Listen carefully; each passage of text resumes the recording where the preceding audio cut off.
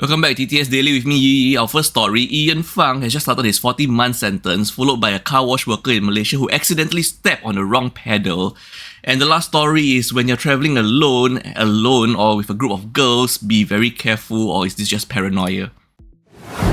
Fang just began his 40-month sentence beginning on June 16, 2025, and he gave a brief interview to reporters outside the state courts, where he appeared in a full black suit and he bowed to the public.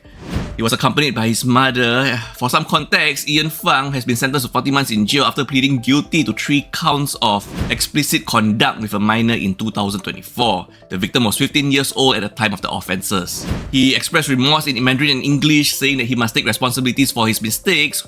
When questioned by reporters, "What do you have to say to the victim?" Fang said, and I quote, "I am sorry everyone has been hurt."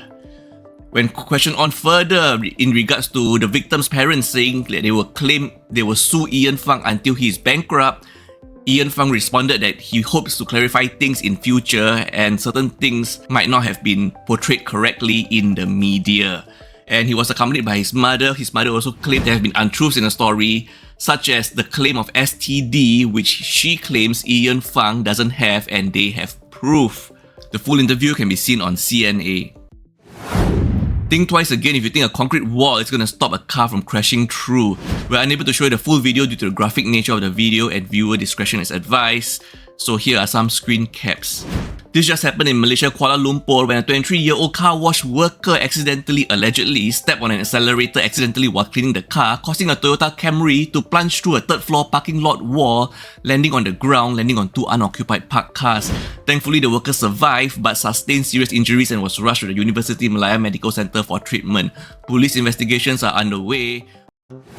So this creator went to South Korea with her family, her sister and her mother supposedly, and it seems that on one morning when she went out alone with her sister, she claimed that she was approached by a strange woman with golden hair who was overly friendly, asking if they were foreigners and asking where are they from, and she was really alarmed and taken aback, so she tried to keep her distance from this woman.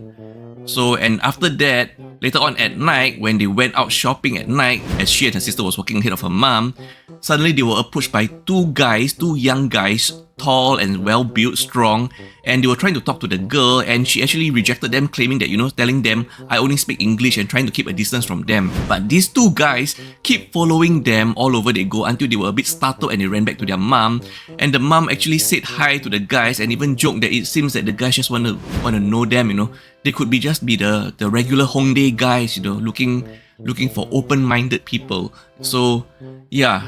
So it was only after that the guys finally stopped following them. So, are you telling me, are they just being overly careful, paranoia, or is this legit being vigilant, being careful and protecting yourself?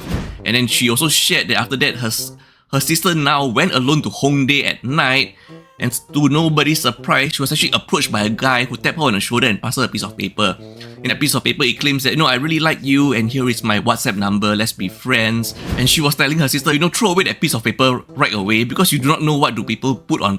There have been reports on people putting, like alleged substances on a paper where it causes you to lose control, or even if you sniff, you will, get supposedly bewitched, if you understand what I mean. So, throw away that piece of paper, and just be careful, especially if you're traveling alone to countries as a group of girls, alone or just 2 of you, just be careful, as she's really worried because there have been reports or stories, allegedly, in South Korea where there are cults of people from cults that will approach strangers or foreigners, and they'll ask where you from. If they don't know from the background that you're traveling alone, it's possible that they might want to take you to certain places.